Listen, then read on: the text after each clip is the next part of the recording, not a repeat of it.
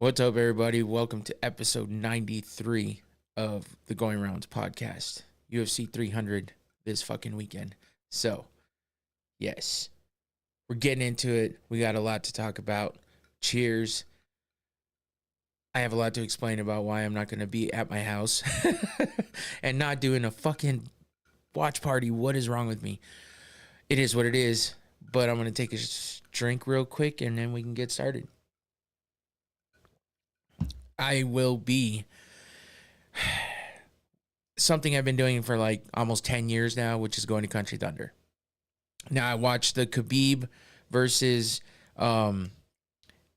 Quinta fight while I was at Country Thunder.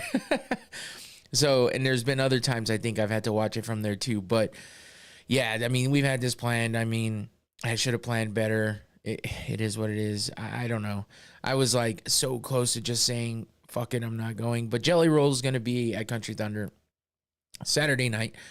So I will have my phone in my hand like this, and I'll be watching Jelly Roll. Hopefully that's the way it works out, so I can watch the fights live as well as enjoy the show. I might be in the back of the crowd just watching the fights and glancing up at Jelly Roll. I don't know. But I got to make it work.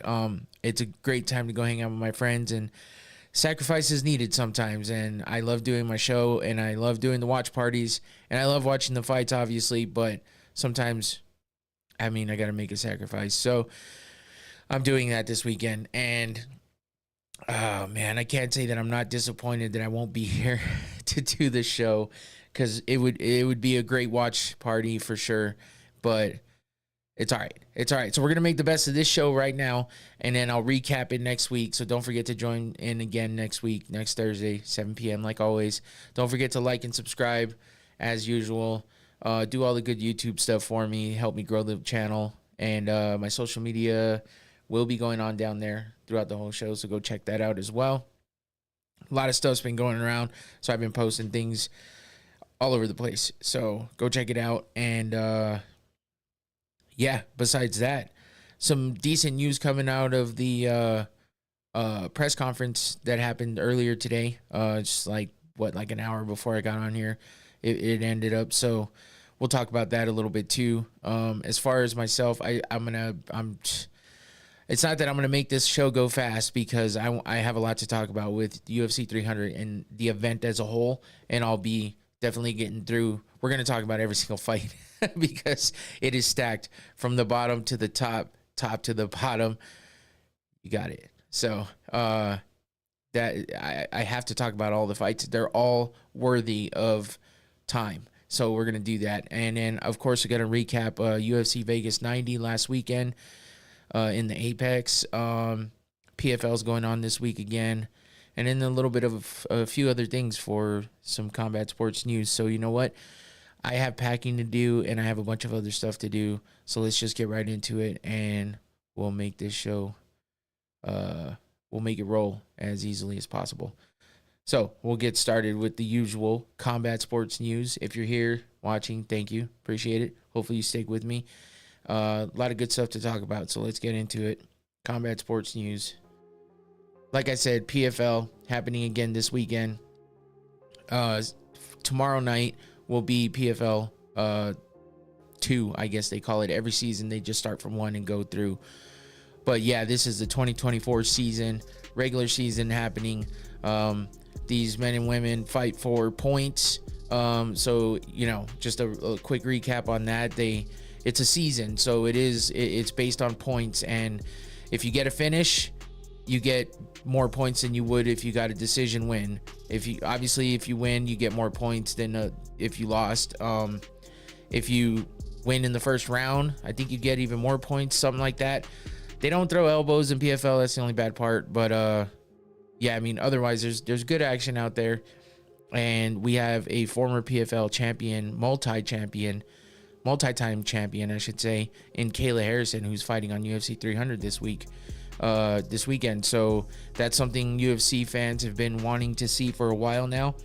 So we're gonna get it, and it's gonna be against Holly Holm. So be ready for that breakdown a little bit later. But on this card, we got let's see, at the bottom, Simon Bayong versus Antonio Carlos Jr. Sadabu C versus Josh Severa. That should be a good one. Mads Burnell versus Michael Dufort. Clay Collard versus Patricky Pitbull. That's going to be a banger. Both those guys bring it all the time. It's always exciting. So that should be a hell of a fight. Rob Wilkinson, former UFC fighter as well, versus Tom Breeze. And that name sounds familiar too. He might have fought in the UFC. But that's a light heavyweight fight. And then main event, Impa Kasangane versus Alex Polizzi. Impa Kasangane, of course, got the wrong side of the kick, the viral kick from Joaquin Buckley. But yeah, he's redeemed himself, and I believe he won last season. So yeah, he's here trying to make a name for himself again and make a splash in this division and this season. So that should be a decent card. That's happening tomorrow night. If you're interested in watching some PFL, different kind of setup, a little bit of different rules, but otherwise you're getting combat sports, MMA. It's happening. So it's, you want to watch some fights, there you go. PFL. And that's on ESPN and ESPN Plus. So, I mean, that it's easy to watch. But that's it for that. Let's move on to more former UFC fighters. Yeah, Ronda Rousey, man. This one's tough for me. I don't know what to say about this one because I respect the woman for what she did for women's MMA overall. Like, she wasn't the first and the only that has done anything for, women in MMA, but she's the one that broke through in the UFC when Dana said there'll never be women in the UFC. And she's the one that broke the mold. So, I mean, she was a great fighter. She was, she looked like she couldn't be beat for the longest time. And she was just dominant. But then she got beat, and then it was over. And that's what happens to a lot of these fighters that are just at the highest level fast, and then they just, as soon as they get broken, they're done. They break forever. They don't come back. They don't make their way back to what they were, and it's unfortunate. But Ronda's saying that says Ronda Rousey had severe concussions that led to early retirement, slams WWE, and says she will never return. So she went in on everyone. I mean, she didn't have scathing remarks about the UFC for the most part, but what she was saying was basically, I guess the bare bones of it all is she's saying she had concussion problems even before she got knocked out.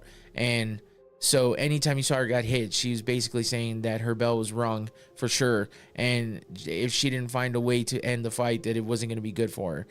And basically she's saying that Holly Holm, who's fighting on UFC 300 this weekend as well, that head kick knockout for her, she had a concussion 18 days before that or something like that. And that she fell down some stairs and was concussed. So she's blaming her loss on that. And then, of course, because of her history of concussions in judo, she blames that for the reason why she wasn't able to bounce back, because she had those concussions, which it's all valid. Listen, it's all valid. Don't get me wrong. I'm not saying she's lying. I'm not invalidating her reasoning, none of that stuff.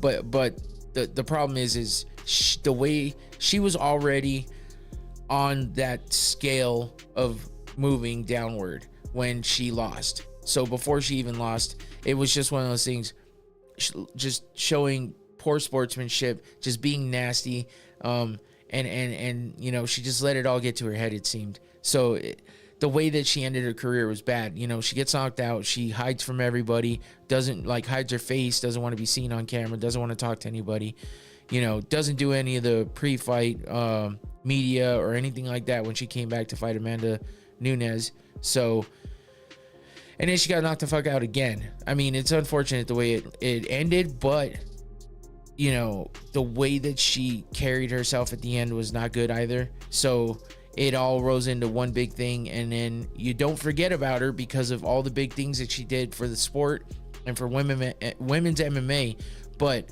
the way that she went out was not good. And so then she moves on to WWE, and we're like, okay, cool, good for her, all this, but we've now it's come to light all of the stuff that was happening around WWE.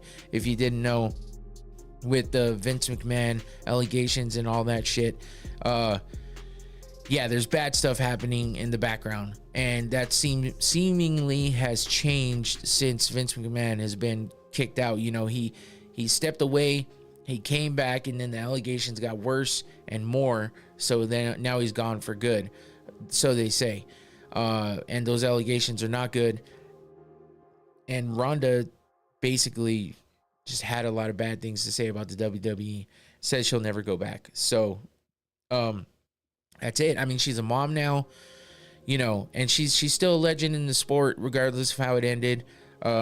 Other fighters that are legends, their careers ended worse because they got knocked out over and over and over and over again, didn't know when to stop, and it just turned out bad for them. But Ronda, it was a distasteful way to leave MMA, and the way that she speaks about it now, it makes it worse. So those are just my thoughts on the whole situation. That's how I feel about it. I did not like Ronda's attitude and the way she was acting at the end of her career before she even got knocked out.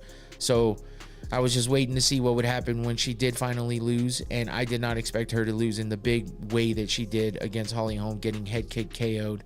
It was nasty, and Holly Holm looked so good in that fight. Unfortunately for her, she is not able to carry that through.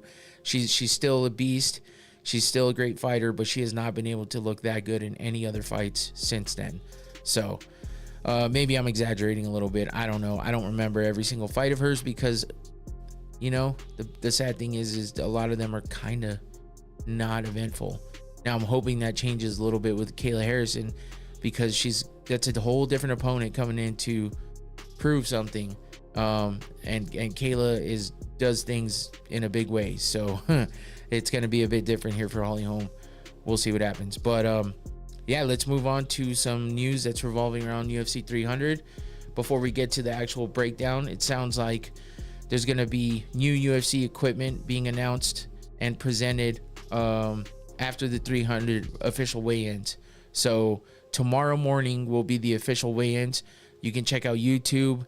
You can check out almost anywhere. Facebook, even TikTok Live, all that. They'll be showing the weigh-ins there. So check it out there. And then afterwards, you'll see there's going to be, apparently there's going to be an announcement about new equipment. And some of that new equipment, the reason why Chris Weidman is on, the picture for this, because some of that new equipment might be for new gloves. Now, according to this tweet, they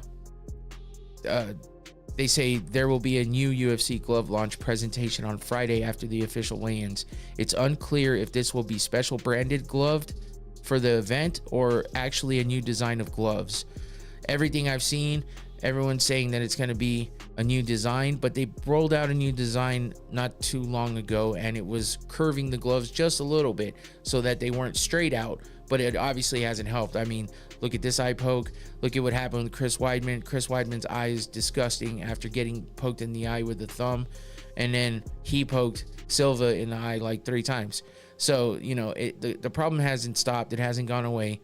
And, Trevor Whitman's gloves, the Onyx gloves, those seem to be, according to Joe Rogan and a lot of other people, and what I've seen of them, seem to be the best way to go. The old Pride gloves were better as well.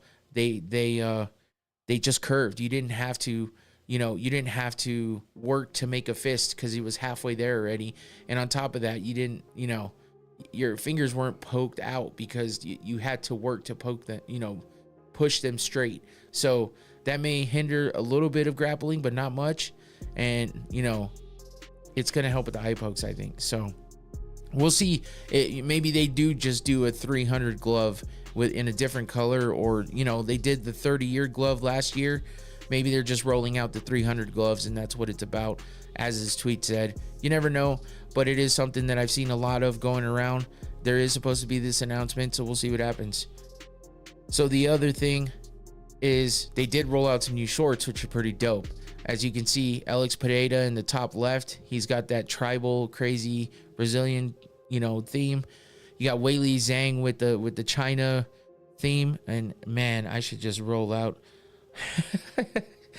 technically unsound. And the you know what, I'm not gonna do it because I'm just gonna throw myself off. Anyway, Weili Zhang with the China red there, and because it's, the flag is red, so I assume that's why they did that. It looks like there might be some dragons in there, something of that nature. You got Justin Gaethje with the red, white. I mean, not red, white, and blue. with the flag, with the stars and stripes is what I was trying to say. They're not red, white, and blue. They're still black and white, but they're pretty dope with the stars and stripes pattern. And then you got Max Holloway with something that a lot of people have been asking for, with the Hawaiian flowers on, you know, with the floral pattern on the shorts. They look pretty sick. White with those colors. Yeah, if you go on my social media, you'll see the closer view of all of these shorts. I reposted it. You can find it anywhere really, but these are going to be the kits that the fighters will be wearing tomorrow or Saturday night. I wish it was tomorrow night. Shit. Anyway, let's move on to the recap of UFC Vegas 90 that happened last Saturday. And if I actually pushed the button, that would help. There we go. So,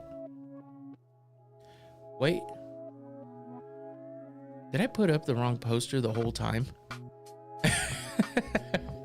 Oh, man. Did I do that last week too? I think I might have. That's kind of annoying. Let me fix that because that's going to drive me nuts. I did not realize, see, because it was originally supposed to be Vettori versus Brendan Allen, but it wound up being Chris Curtis versus Brendan Allen. But the way that they changed the poster, you know what? Who cares?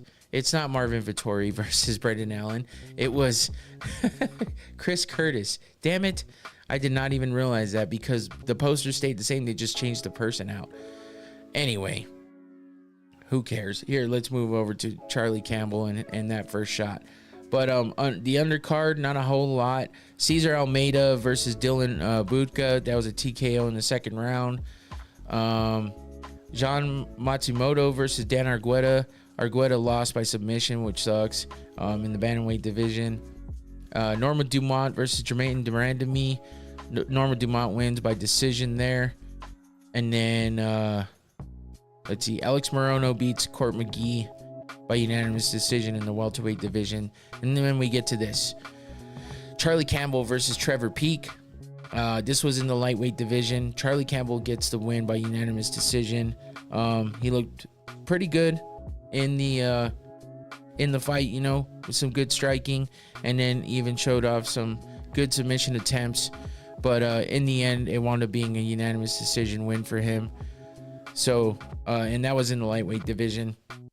Moving on to Ignacio Bahamondes versus Christian Yagos. This was a nasty head kick KO by Bahamondes, which is pretty exciting actually in the lightweight division. So that was a pretty good finish there. KO by head kick, Bahamondes over Giagos. I guess that's how you say it. Even though it looks like Giagos or Giagos, it's Giagos. Cool. Moving on to, oh no, there we go. I messed up. There it is. Chepe Maniscal versus Morgan Charrier. Oh man, I gave my buddy Justin, I said Charrier is a good bet. He was asking if that was a good one to bet on. I was like, yeah. Maniscal's good, but he's kind of up and down with wins and losses. So I was just thinking Charrier would be the way to go. And unfortunately, he dropped this one by split decision though, so it was close. But Chepe Maniscal, you know, with the big knee here, big shot to the chin, and a big kick as well, just, you know, was able to edge it out and get the split decision win there in the featherweight division. Couple of close decisions in these next two fights. This one, and then Damon Jackson versus Alexander Hernandez. This was a split decision as well, and Damon Jackson just edges it out by probably by just winning those that last minute or so of the third round, because it was pretty close all the way up. From what I hear, I only watched little bits and pieces. I wasn't able to really catch a lot of this fight because this was last weekend when I was again out of town. Except at least this time it was for personal, and I was having fun in Vegas with the family, and not because I was out for work or anything. But yeah, Damon Jackson putting on a show, looking good in his fight. It was a close fight, but he, you know, He had some impressive striking. Alexander Hernandez is not an easy opponent whatsoever. But he did drop this one against Damon Jackson by split decision. So congrats to Damon Jackson on that one. And then we get to the main event, Brendan Allen versus Chris Curtis. And you know, I was kind of rooting for Chris Curtis because he's one of those guys that's like, he doesn't talk a lot of shit. He's pretty humble for the most part, but you know, he is a training partner of Sean Strickland, and I feel bad for him because he has to deal with a lot of shit because of the things Sean Strickland says, and because, you know, he rides for his homie, so he catches a lot of shit for him and because of him. But he likes the guy and he's friends with him, so you know, that's on him. But I do feel bad for him sometimes, and you know, he is a good fighter, but he just doesn't seem to have that edge sometimes. And according to Sean, which I'm not sure that Curtis really wanted him to put this out there, but Sean Strickland said he did not have a good training camp and he was not in good shape. So I don't know what that's about. But against someone like Brendan Allen, you should definitely be coming in, you know, at the top of your game. And Brendan Allen made him pay.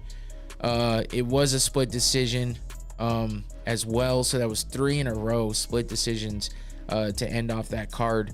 But you know, Brendan Allen still looked good for the most part. I think I might have had this one in the previous fight mixed up. This might have been the fight that at the end was where it was won, because I mean, Chris Curtis kept up. He seemed like he didn't seem like he didn't get dominated, let's just say that, but he definitely didn't seem like his usual self, and you know, the good fighter that we've all seen him be. So Brendan Allen gets the best of him in this one and ends it in a split decision. So that's it for UFC Vegas 90. Not a whole lot there. You know, these past few cards are just leading up to UFC 300.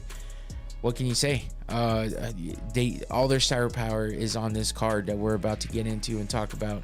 So when that happens, you know, they gotta put in, I hate to say fillers, because everyone's just trying to make their way up the rankings in their divisions, you know, and get their way to a title shot or to a higher ranked opponent that's going to be, you know, make for a better fight, or just make their way up the rankings to try to get that title shot. So, and things get a little more exciting when you get up there at the top of the rankings and you're really fighting for something, you know, instead of just trying to climb your way up. Sometimes that can be a little mundane, but it is what it is, and that's fighting. So let's get to the big thing, UFC 300. And I know I could easily go half an hour on this, so we'll see what time this actually gets me to. But I did shorten things a bit. I didn't put so many visuals and stuff in there because I just wanted to, you know, talk about it, focus on it. So let's get to it. UFC 300 right now. So they didn't have an official real poster. If you saw the thumbnail, the poster that looked like kind of just a gold flag with the UFC 300 in black kind of writing, that was really it. They didn't really give us an official real poster. I chose to use the artist series. I wish I remembered at the moment who the artist was that came up with this, but it's pretty sick. I like it. I mean, it's not like the best one I've ever seen, but it's a lot better than just a plain gold background with UFC 300 on it. It's just weird. You would think they'd go all out, but they don't seem to give a shit about the posters as much anymore. You know, they just try to make them pop a little bit with some color, but that's about it. I don't know. But I think this poster's pretty sick. So but yeah, I mean, from the bottom to the top, like I said, this card is crazy, and every single one of these fights deserves a little bit of some time to talk about, because it's, when you start off with two former champions to start the early prelims, like, what are these people gonna do that paid a fuckload of money to be at T-Mobile Arena in Vegas and watch this live, and they're the type of people that don't show up until like the main card or in the middle of the last of the prelims, you know? Like, you're missing a ton of fucking great fights. I would be there from fight one. Any UFC event I've been to, I've been there from fight one. Now, I am a fanatic, I am crazy, and I do want to get my money's worth because it's never been cheap. So and I've always wanted to have the experience, and I think I've only been to like 2 events, but they've both been pretty good, and I got a great experience out of all of it. So and it's been, you know, it's been the home state once in Phoenix. So, you know, I haven't got to experience. I was supposed to have gone to another one, which I hate talking about, but UFC 151 in Vegas during mine and my wife's honeymoon. She actually got us tickets to go. And then, of course, that's the infamous event that got canceled completely because Dan Henderson was supposed to fight John Jones. Dan Henderson gets hurt. No shade to him. But because he got hurt, they tried to fill in and save the card. And they tried to get Chael Sonnen. Chael Sonnen said he would fight John Jones on short notice and take the fight to save the card. John Jones refused to fight Chael Sonnen, which he did later down the line, and he beat him. So I don't know what he was worried about, but it's John Jones. He does things like that. And speaking of him, he was in the news again recently, but it does seem to be kind of bullshit, saying that he attacked he attacked and threatened the life of some of the drug testers that are out there now. It's not USADA anymore. It's some other company. I don't even remember what it is. But anyway, apparently they caught him when he was napping after a birthday party his friend had. They said he was intoxicated. He gave him some trouble, and he gave him the business, apparently. But he says, and he has footage from outside of his house, security camera footage showing that the lady that is accusing him specifically gave him a high five as she was walking away, and they were talking and everything looked cordial. So I don't know what the deal was. Maybe they made it cool before they left, and that's why it's such a surprise to him that she's kind of trying to press charges and whatnot. But he was never arrested, so that those headlines were not true. He wasn't arrested, but you know, who knows what's gonna happen with that. But it does seem kind of like it's some bullshit. But you never know with John Jones, and you're never that surprised. It's John Jones. It's what he does.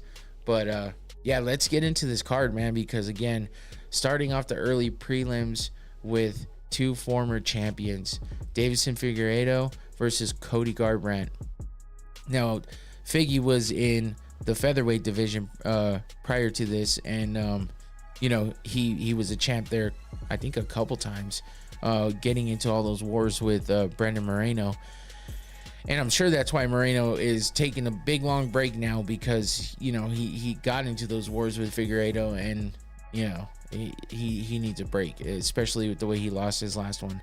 But yeah, and then Cody Garbrandt, it was a champ in the bantamweight division previously as well. Wait, I'm sorry, did I say Figgy was featherweight? I meant what, flyweight?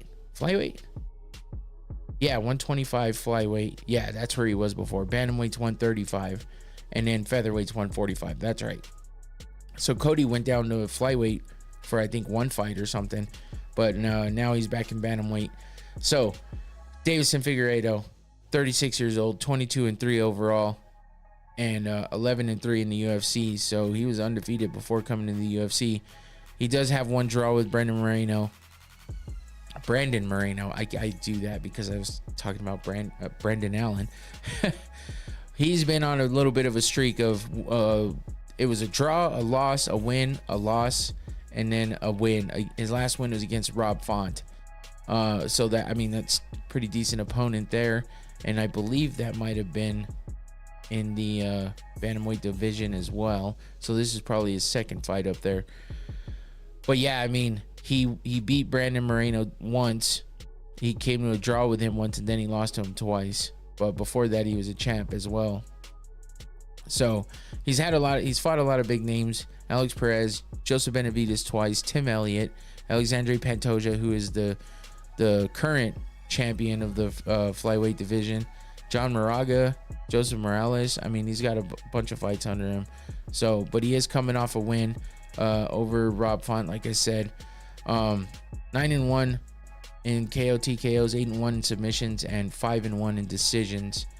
So yeah, he wins in every way, and he doesn't lose much. He's only got 3 losses, 1 in every one of those categories. So, and he does have decent power in his hands. He is quick, he's fast.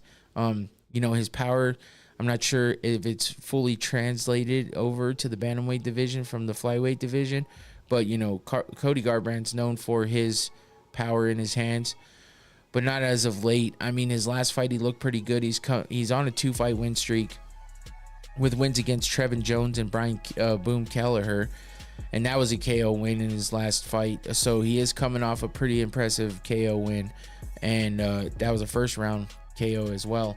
But he's 32 years old, 14-5 overall, 9-5 in the UFC, 11-4 in KO TKOs.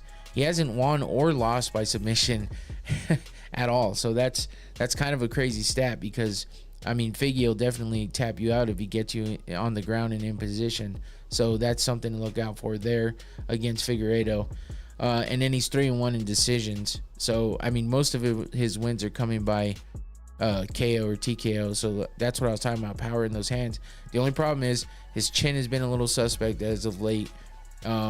He is on that 2-fight win streak, but before that he had a decent streak of losses and it wasn't good. Lost to Kai Kara France by TKO, Rob Font by decision, Pedro Munoz TKO, TJ Dillashaw KO, TJ Dillashaw TKO. Like, that's what started that nasty rumor that his chin is gone. But we'll see what happens, because he's coming off momentum. It was December of last year, so it wasn't that long ago, and we'll see what he has to give against another former champion in Deiveson Figueiredo. I feel like this is a great fight to start the card. Shit, 2 high-paced, heavy-handed fighters, and both former champions. How do you complain about that? I don't even know. I don't want to miss. I usually miss like maybe the first couple fights because I'm doing other shit. It's hard to sit down and focus for that long, especially knowing like if I'm doing a watch party or something. So a lot of times I'll miss the first few early prelims. I can't miss them this time, but it's going to be tough because I'm going to be out at that event. So we'll see how it goes, but let's move on to the next fight. Again, another banger. Bobby Green, King Bobby Green versus just legendary Jim Miller, man. That's all I can say about him. He fought in UFC 100, fought in UFC 200, won in both of those events, by the way. He's got a shitload of fights under his belt, and he's now fighting in UFC 300 at 40 years old. So it's impressive. It's crazy. I don't even know what else to say, but let's go over Bobby Green first, who is also an impressive fighter, but he's very just up and down with his career. He's 37 years old, 31-15 overall. Lots of fights, man. These are two just grizzled vets. They got a lot of fights under their belt. He's 12-10 in the UFC, so that record is tough. But he's an exciting fighter, and he likes to talk a lot of shit. 11-5 in KO TKOs, 9-2 in submissions, and 11-8 in decisions. He is coming off a loss to Jalen Turner, who's fighting on this card as well. That was a KO loss for him back in December of last year. He had 2 wins before that against Grant Dawson in that nasty triangle choke over Tony Ferguson. And then that no contest against Jared Gordon, that unfortunate accidental head clash where he thought he knocked him out and it was actually a headbutt. So that sucks. Before that, he had 2 losses by KO and TKO to Drew Dober and Islam Makhachev.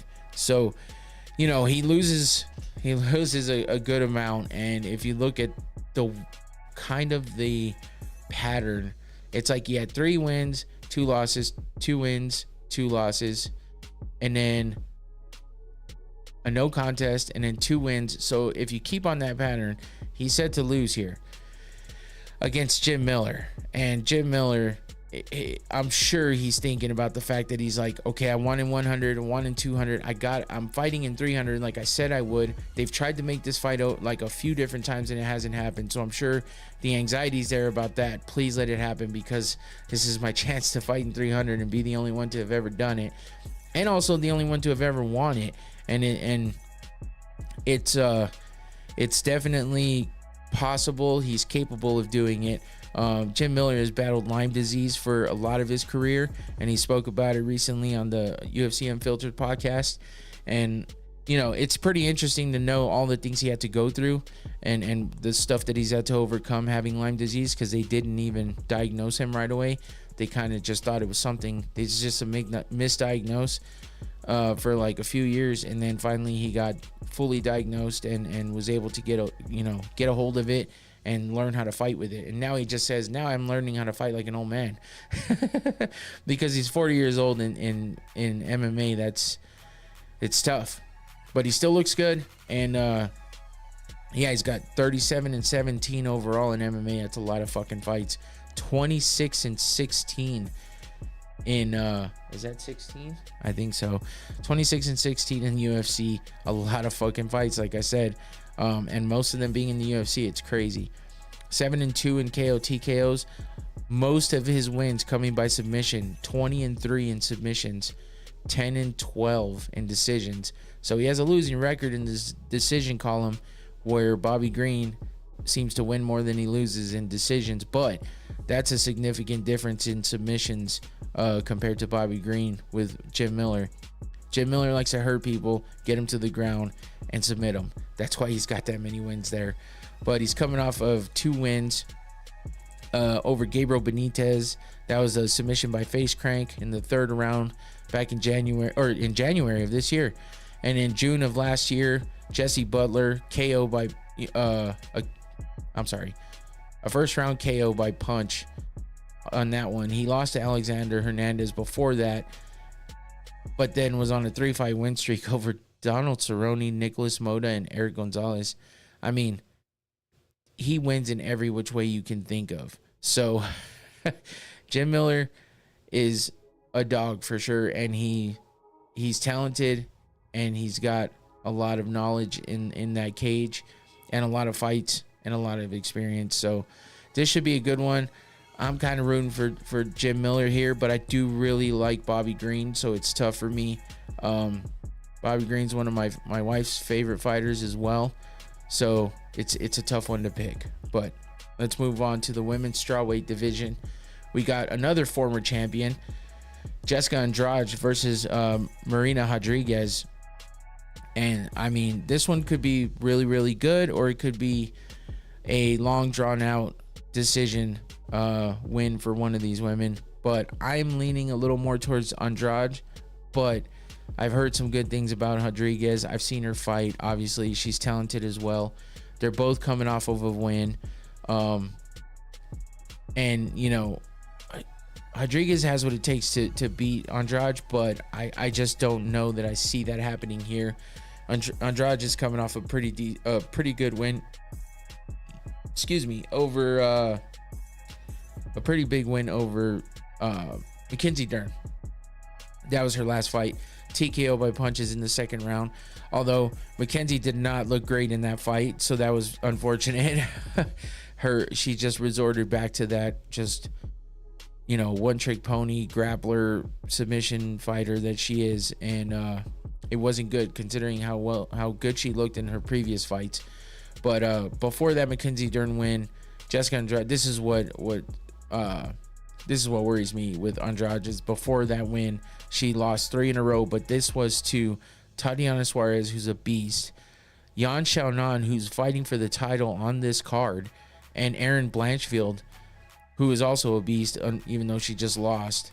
So it was a 3-fight losing streak before Mackenzie Dern. Before that, a 3-fight win streak.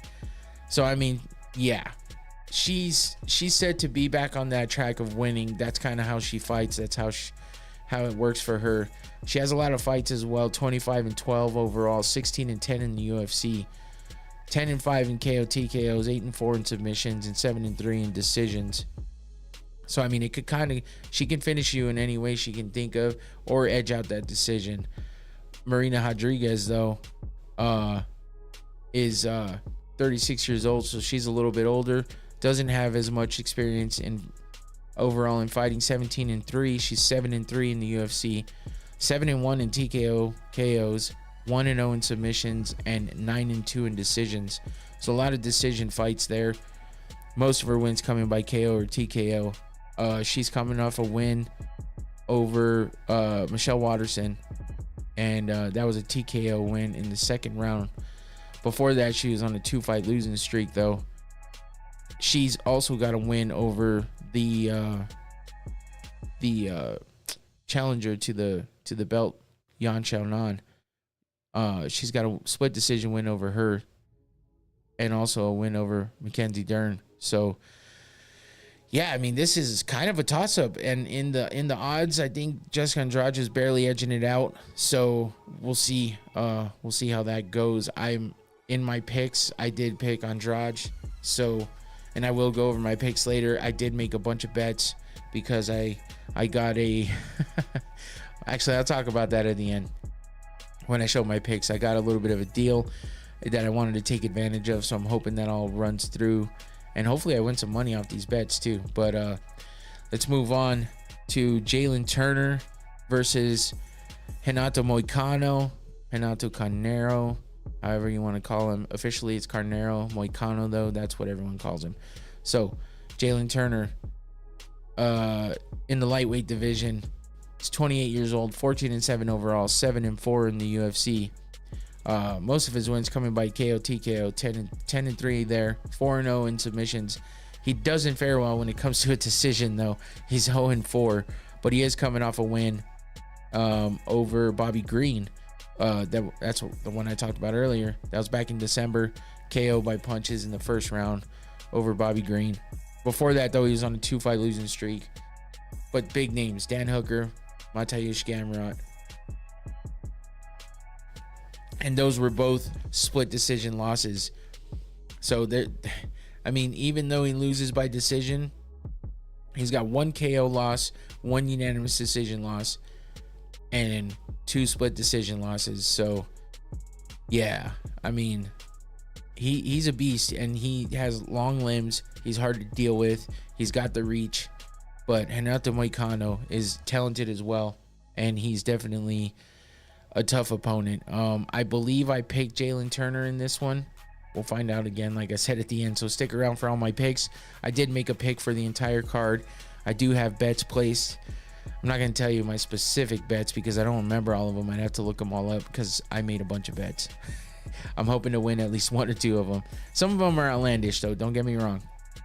I think I made a full card bet minus 1 or 2 fights because it wouldn't let me go that far. And I mean, it's all small money, like $5 here, $10 there. You'll understand when I talk about it later. But anyway, Renato Moicano's 34 years old, 18-5 overall, 10-5 in the UFC. No wins by KO or TKO, which is interesting because Jalen Turner has most of his wins that way. But he has lost 3 times by KO or TKO. His wins come by submission. 10-1 in submissions for Moicano, and then he's 9-1 in decisions as well, which is a way better record than Jalen Turner. So, you know, if it goes a distance, that's something you can think about with betting. Goes a distance, it's going to lean towards Moicano because if you look at their previous, you know, records in those categories, submission or decisions is going to favor Moicano. So that's something to think about there. But a KO win could, you know, lean towards Jalen Turner for sure. Moicano coming off those 2 wins, though, over Drew Dober by unanimous decision and Brad Riddell by submission. He has a loss before that to RDA, and then 2 wins over Alexander Hernandez and Jai Herbert before that, both submission wins as well. So a lot of his recent wins are by submission or the one by decision. Again, those are 2 categories to 1, but that KO TKO with those long limbs of Jalen Turner, that's a problem. So, you know, decent fight here. I'm looking forward to it, just like all the rest of them for the most part. So pay attention there on that one if you want to make a bet. Should be a decent one for a prop bet. Moving on, Sadiq Youssef versus Diego Lopez in the featherweight division. This one should be good. I'm going to say that a lot. I don't know why I'm even saying it because all these fights have potential to be very, very good fights. But Sadiq Youssef is one of those guys that does a lot of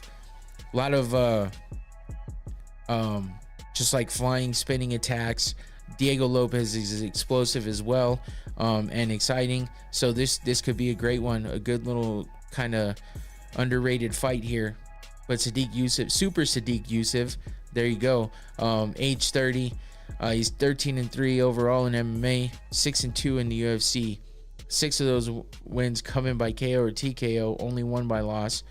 Only one submission win, no losses there. 6-2 by decision. He is coming off a loss though to I believe, Edson Barboza. That was a unanimous decision loss there back in October. Before that, he was on a 2-fight win streak. He hasn't fought too many big names. I mean, Barboza is one. Alex Caceres, he has a win over. He lost to Arnold Allen and beat Andre Fili. That's about it though. But he was on a pretty decent win streak, 6-fight win streak before losing to Arnold Allen. But I mean, he's exciting. He's a fun fighter to watch for sure. That's why he's his nickname is Super Sadiq.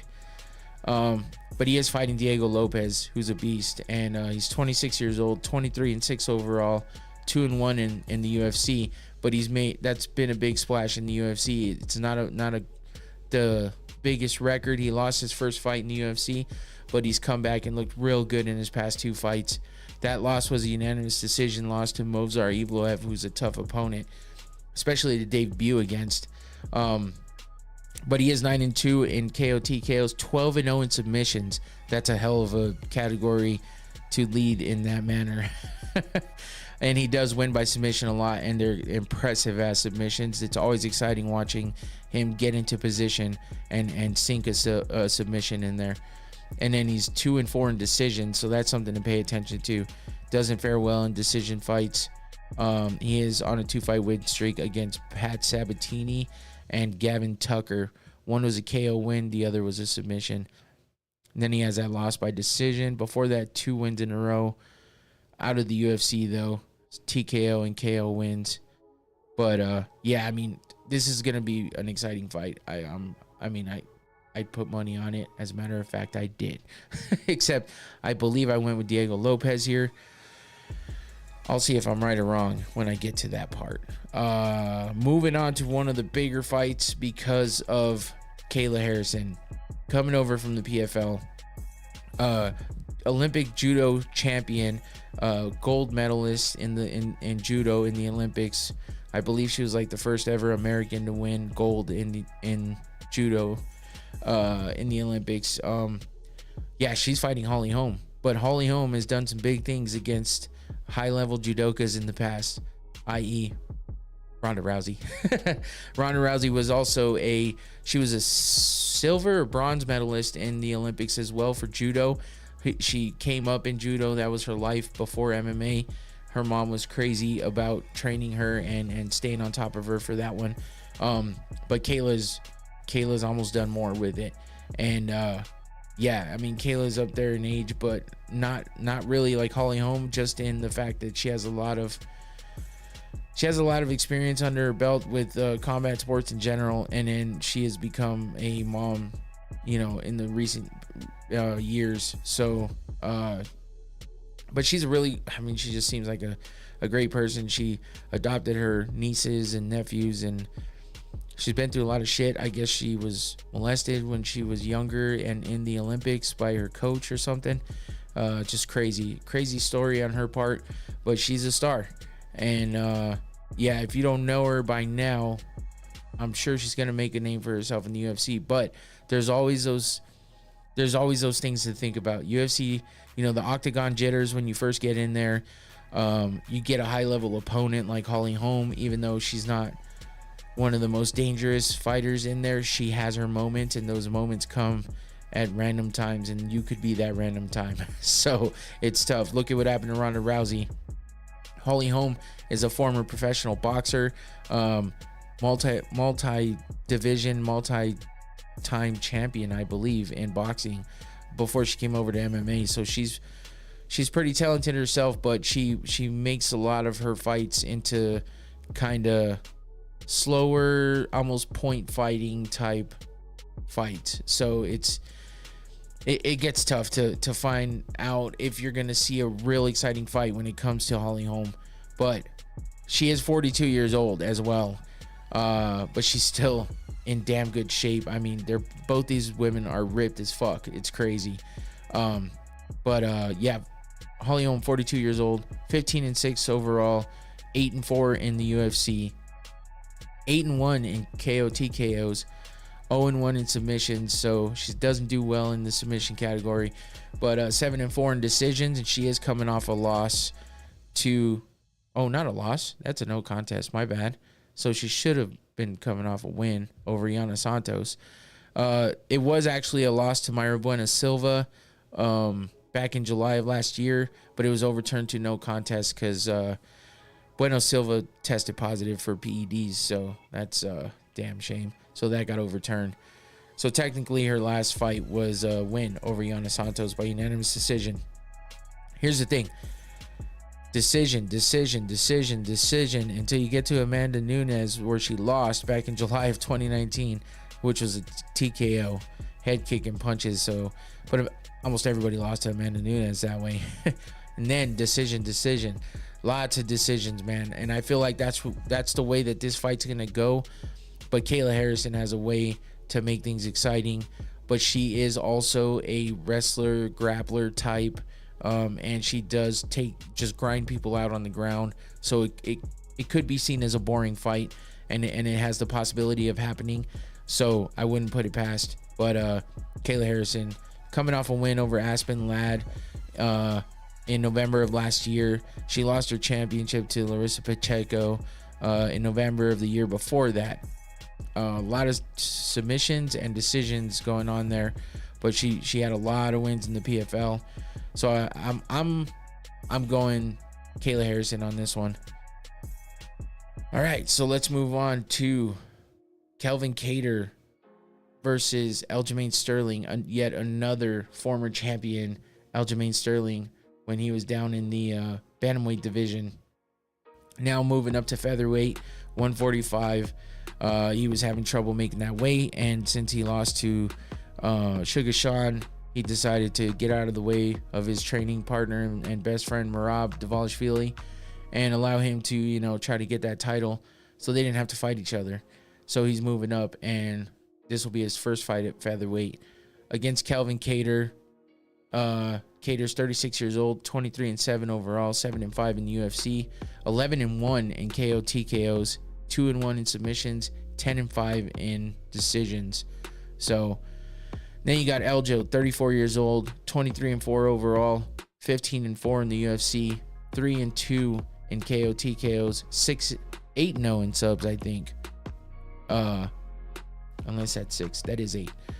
8-0 in submissions, 11-2 in decisions. So I mean, both these guys go to a lot of decisions, and they both get the win there. So that one's gonna could go either way, really, if it goes the distance. But Eljo seems to barely edge it out there in submissions, never lost by submission, and then Kattar has the upper hand in the KO TKO column. So yeah, this is gonna be a good one. There I go, saying it again. But so many former champions on this card, it's crazy, it's insane. I don't know what else to say. I did talk a little shit about this card, but in the end, when you look at the depth of the card and just the fighters that are on this card, it's hard to not be excited about it. And then we move on to yet another former champion, Yuri Prohaska versus Alexander Rakic. Yuri got hurt, that had that nasty shoulder injury, had to relinquish his title. And then that made way for Jamal Hill, who's fighting again who's fighting as well on this card. But Yuri's trying to make his way back. Alexander Rakic had an injury as well, has been out for a couple of years almost. So these two guys are looking to, this is going to be a war. This is the feature prelim fight right before we get to the main card. And you got Yuri, 31 years old, 29-4 overall, 3-1 in the UFC, 25-3 3 in KO TKOs, 3-1 in submissions, 1-0 in decisions, coming off a loss to Alex Pereira. That's where he was fighting for the title there, I think the vacant title, and Pereira knocked him out with the TKO by elbows. He had him down and just elbowed the shit out of the side of his head. So now he's trying to make his way back up. We got Alexander Rakic again. He's been out for a little bit since 2022. I thought it was longer than that. But he had that knee injury to Jan Blachowicz, so he lost there. Before that, he was on a 2-fight win streak with wins over Thiago Santos and Anthony Smith, but those are decision wins. He's 14-3 overall, 6-2 in MMA. Most of his wins coming by KO, TKO, 1-1 in submissions, 4-1 in decisions. And yeah, I guess I screwed that up too, because he's coming off a loss to Blachowicz. So we'll see how he fares after being out for a while. And Yuri's just a beast. So this should be fun to watch, and a good way to enter the main card for UFC 300. Let's get to that. Bo Nickel versus Cody Brundage. This is almost a layup. I hate to say that. I mean, Brundage is tough, but I don't know that he's going to be able to stop this train that Bo Nickel's on and running through everybody. Bo Nickel's undefeated in the UFC. He's only had 2 fights, but they've been pretty impressive. And he's also a high-level wrestler, but he's shown some good striking in the cage as well. Coming off of Dana White's Contender Series, where they fought him a couple times, and he had 2 submission wins there to get himself into the UFC. Then he gets that submission win over Jamie Pickett and a big TKO win over Valentin Woodburn. Everyone's talking shit about his opponents and how they're not really, the biggest names or whatever, but when it comes down to it, Bo Nickel is definitely a hype train, and people are looking to derail it. Cody Brundage is there to try to do that. He does have a little more experience, 29 years old, 10-5 overall, 4-4 in the UFC, though. That's not a great record. 5-2 KO TKOs, 3-1 in submissions. He's on a 2-fight win streak, with wins over Zachary Reese and Jacob Malkoon. So yeah, I mean, Bo Nickel, though, he's got it all. He can strike, and this is that last win over Woodburn. And he also has those good submissions. So you never know what you're gonna get with Bo Nickel, but I'm definitely rooting. I was rooting for Yuri, by the way, on that last fight. I'm going with Bo Nickel on this one. Brundage has good submissions as well, but if they take it to the ground, I mean, Bo Nickel has a clear advantage there with the wrestling, and he has good submissions too. So we'll see which way that one goes.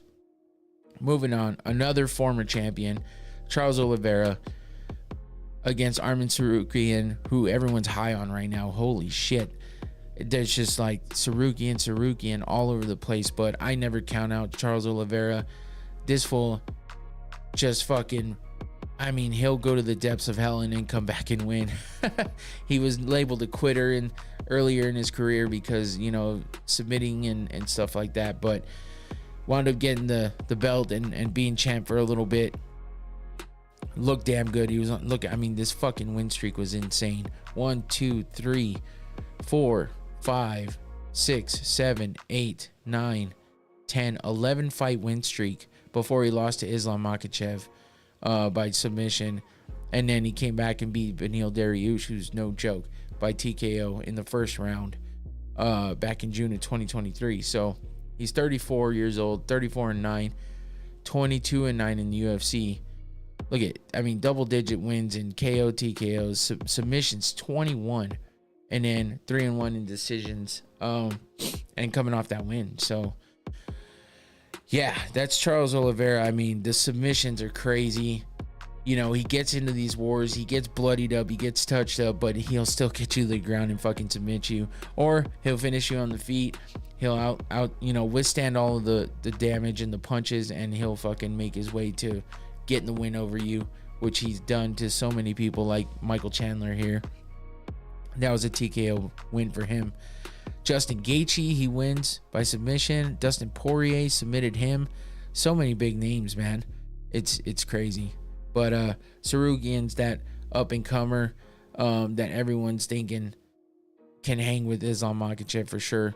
And I mean, I agree, but I just don't know in this fight. I'm rooting for Charles Oliveira, and I bet on him, but fuck, it's gonna be tough because Sarukian's a badass. He's on a 3-fight win streak with wins over Damir Ismagulov, Joaquim Silva, and Beneil Dariush. Now, Beneil Dariush is impressive. That was a KO win in the first round, but Oliveira did the same thing in his last fight. He lost to Mateusz Gamrot. So yeah, I mean he doesn't have the strength of schedule that Charles Oliveira does. Oliveira just has legendary fights and wins in his record. So it's tough, man. It's tough to go against him. I've seen so much out of him that I'm rolling with Charles Oliveira for sure. And that brings us to the 3 premier fights on this card. The just big name title fights here. The first one beginning with the BMF title. Justin Gaethje versus Max Holloway. Max Holloway, oh man, I mean, I don't even know what to say. Max Holloway is just a dog, man. It's tough to root against Max Holloway. I mean, no matter what, of course, Volkanovski has his number. There's no way around it. There's no way to deny it. He's lost to him like 3 times. But moving up to lightweight from featherweight, and now he's fighting for the BMF title. Like, it's crazy. And Justin Gaethje, we all know, is a fucking savage. But both these guys, man, if you see those memes, if you see the stuff on social media where they'll show like 4 squares, 6 squares of dudes that are just bloodied the fuck up and beat the fuck up, and it's because they fought Justin Gaethje or Max Holloway, because that's the way both these boys fight, and that's the kind of fight you're gonna get out of both of them. So they're both fighting for the BMF title here. The reigning champ right now, Justin Gaethje, who head kick knocked out Dustin Poirier, which had never been done before, not in that manner, and holy shit, it was nuts. And that's what makes me a little worried for Max Holloway, because he hasn't been able to not take the punch or the kick, but he just, I don't know. I don't even want to talk bad about Holloway, because I mean, that impressive win over Sandhagen, where he's like yelling, like no look, jabbing Sandhagen in the face while saying he's the best boxer in the UFC. This shit's legendary. And Max is just a fucking great dude. But this matchup is going to be nuts. BMF title belt in the lightweight division. Justin Gaethje, 35 years old, 25-4 overall, 8-4 in the UFC, 20-2 in KO TKOs. Losing record in submissions though, 1-2, but 4-0 in decisions, and he's on a 2-fight win streak, one being against Dustin Poirier in that last BMF fight. And then before that, a war against Rafael Fiziev, which he won by majority decision. Oh man, that was a hell of a bounce back after that Oliveira loss by submission. So yeah, Justin Gaethje is he's just a beast, man. And fucking, he's got the kicks. There's that head kick KO to Dustin Poirier. I mean, he can strike with the best of them. Big uppercut there on Chandler, who he beat by unanimous decision as well. So when it comes down to it, man, Justin Gaethje's the man, and he's an Arizona boy, so it's hard for me to root against him. But I love Max Holloway. I followed him for so long. He's such a badass. Yeah, he's 11-0 in KO TKOs. He's never even been dropped in a fight. So that's what's crazy here, because Justin Gaethje drops fools left and right. Slight, better record in submissions, 2-1, and then he's 12-6 in decisions. But 11-0 in KO TKOs, like damn. and he's coming off of 2 wins, a big win over Arnold Allen, and then that unfortunately he retired the Korean Zombie, which was a hell of a night for that. But he also was impressive in that fight and KO'd the Korean Zombie in the 3rd round. But yeah, the Kelvin, it was Kelvin Cater, not, I said Sanhagen. I think he had that crazy fight against Kelvin Cater where he was yelling out about being the best boxer in the UFC and no look punching Cater like it was nothing.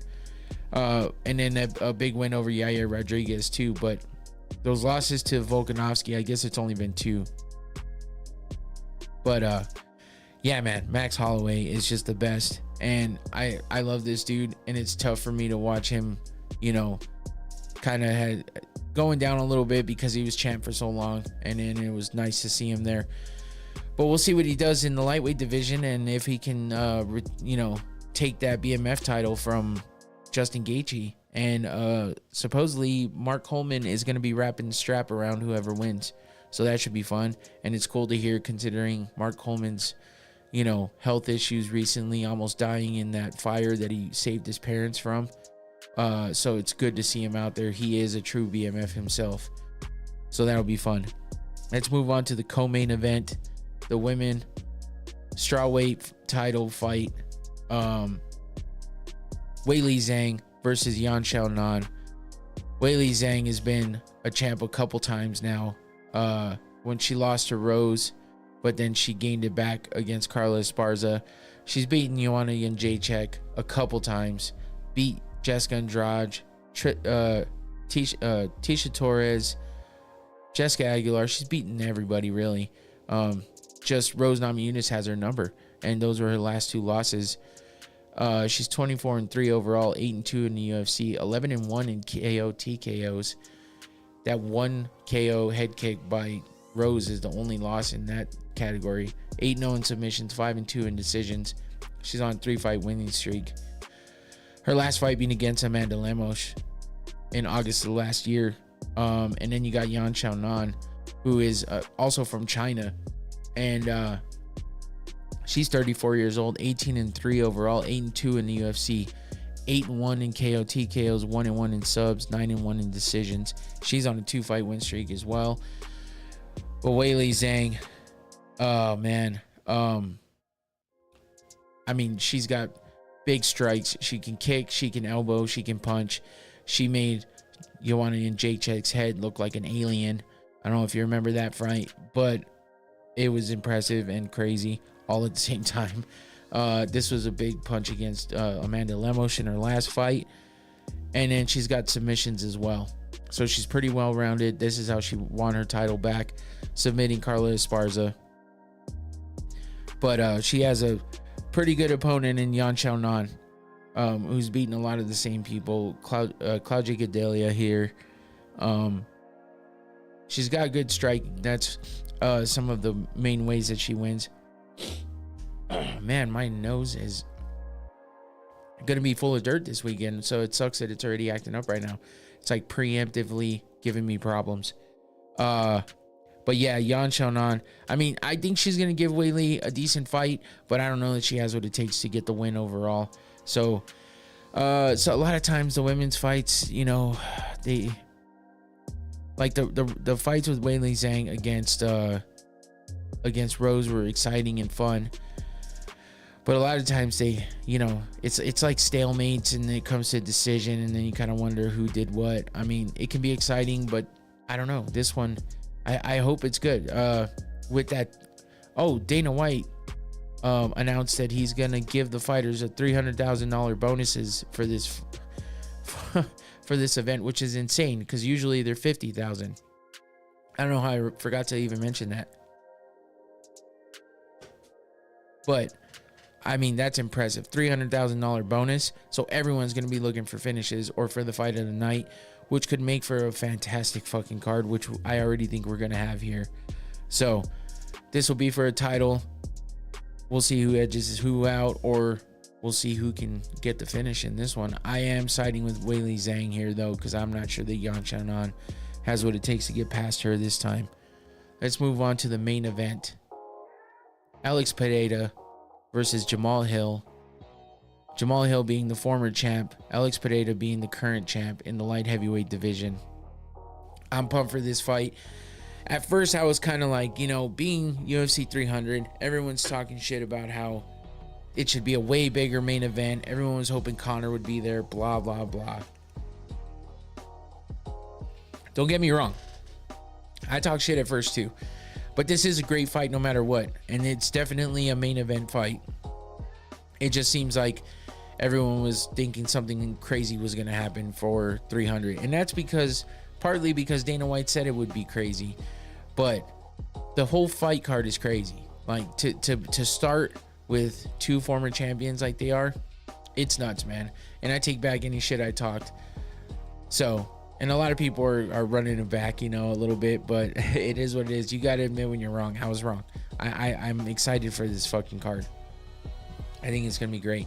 And I think this could end very, very fast, this main event. Or you never know, man. I mean, Francis Ngannou, Derek Lewis, that was a stinker of a fight. I mean, that shit happens sometimes with these big fighters. You never know. But Alex Pereira is a killer, a fucking killer. But Jamal Hill's on one right now, and he's saying he's here to fucking kill the hype train. And he says he knows he has ways to beat Alex Pereira. Jamal Hill, he beat Glover Teixeira for the title and then had to relinquish that when he ruptured his Achilles, and that wasn't even a year ago. So he's coming off of this nasty injury, and that's what gives me a little bit of pause when it comes to Jamal, because he's talking a big game, and I know he has talent, and I know he has he definitely has what it takes to catch Pereira, because obviously Israel Adesanya knocked him out, and he does fight with his hands low, but man, he's a killer, and you can't let him hit you, because a lot of people have found out real quick like what happens when Pereira gets his hands on you. So but Jamal Hill's out here saying, well, he was a champ in kickboxing because I didn't kickbox. It's like, holy shit, man. That's hell of a confidence right there. But I mean, I got to give it to him. He's talking a big game. We'll see what he does with it. I hope it's not all talk. I hope it's a great fight. But Pereira's 36 years old, 9-2 overall, 6-1 in the UFC, with that only one loss being to Israel Adesanya when Adesanya beat him to get his belt back. 7-1 in KO TKOs, 0-1 in submissions, 2-0 in decisions, and he's on a 2-fight win streak. And then we got Jamal Hill, 32 years old, 12-1 overall, 6-1 in the UFC, 7-1 in KO TKOs, 0-0 in submissions, and 5-0 in decisions. He's on a 4-fight win streak. So I mean, their records are pretty close. But if you look at, let's start with Alex Pereira, and this is the beginning of the knockout from Israel Adesanya, which I hate even showing, but I mean, it was an impressive ass win for Pereira. He's got his last two wins were over Jan Blachowicz when he first moved up, and then Yuri Prochazka to win the title. So, and that was a split decision to Jan and a TKO to Yuri. And before that, he had that KO loss to Israel Adesanya. That's when he decided to move up. But I mean, again, this is that big left hook that landed on Izzy. And then here's the punch that dropped Yuri Prochazka. Again, it doesn't even look like he puts a lot of effort into it, but I just saw a couple times now that he's just the gigantic power that he has in his hands on one of those punching machines, that not the arcade ones where it's up here, but they have actual machines that measure the power in the punch, and it's fucking nuts. So here's that finishing punch to Izzy when he knocked him out to gain the middleweight title first. So now he's a 2-division champion, holding belts in the middleweight, or he held the belt in the middleweight division. Now in the light heavyweight division. But yeah, and there's that big punch against Sean Strickland, which makes me laugh all the time. He did knock out Sean Strickland, who was also a champ at one point in time. So yeah, just big names, and he's knocked them all out. Only been knocked out by Izzy, and that was a hell of a knockout as well, and a hell of a celebration if you remember. But moving over to Jamal Hill, man, I mean, he's got an impressive record as well. He's got good hands. I don't know that he's fought as many big names as Pereira has in the short period of time Pereira's been in the UFC, but I mean, Jamal Hill's on a 4-fight win streak with wins over Jimmy Crute, Johnny Walker, Thiago Santos, and Glover Teixeira, and all of those wins are by KO or TKO except for the one over Glover, which was a unanimous decision. But look how bloody Glover is. I mean, he has a lot of scar tissue in his face, but I mean, he ran right through Thiago Santos as soon as he caught the rhythm. I mean, it was a 4th round TKO, but it was a nasty one. And then here's another big hit on Thiago Santos. And then that crazy weird knockout to Johnny Walker where he like hit him.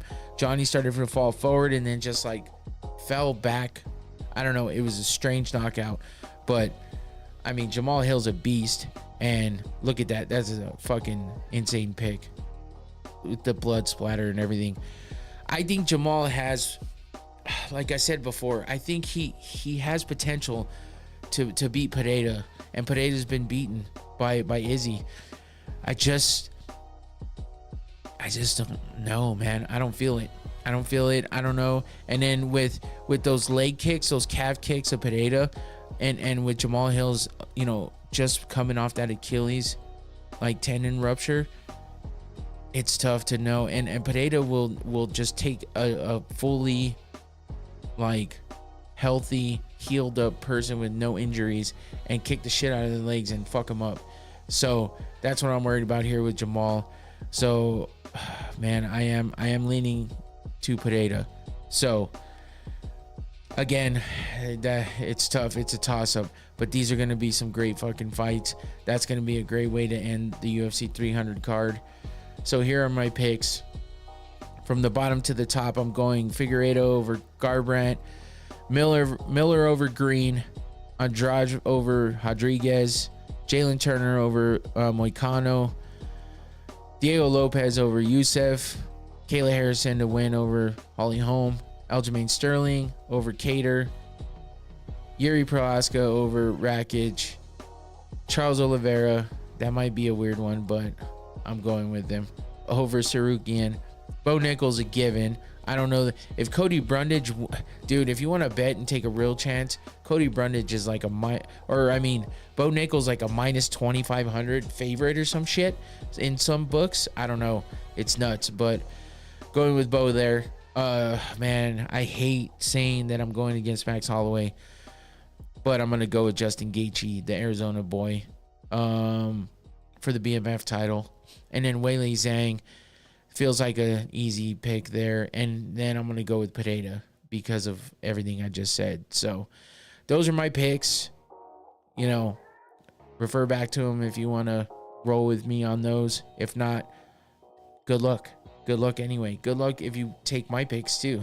But that's about it. That wraps it up. Like I said, I knew I'd be able to extend it out. That's it, man. UFC 300. I'm fucking excited. I hope I just am able to watch it without any problems. It's gonna be nuts. I'm gonna have a crazy weekend. Oh man. And I'm so like overly anxious for this fight. I don't know what I'm doing. What am I doing? But I'm gonna have fun. I know it. I can't wait to go hang out with my friends and have a good weekend. So coming off the good weekend from last weekend with the kids and stuff over in Vegas, that was fun. It was a good time. And now we head out to a music festival, see some Jelly Roll, watch UFC 300, enjoy it, have a good time. It's gonna be great. Watch from the start, man. You have to. The fights are gonna be great. And if I'm wrong, I'm wrong. Sorry. But let's all win some money, play some bets, and enjoy yourself. So come back next week. We'll recap all this good shit. And that's about it. So take it easy. Enjoy the fights. Don't forget, pay-per-view this time, so you got to buy it. But it's going to be a good one. It's going to be worth it. UFC 300. That's it. I'm out. Have a good weekend. Peace.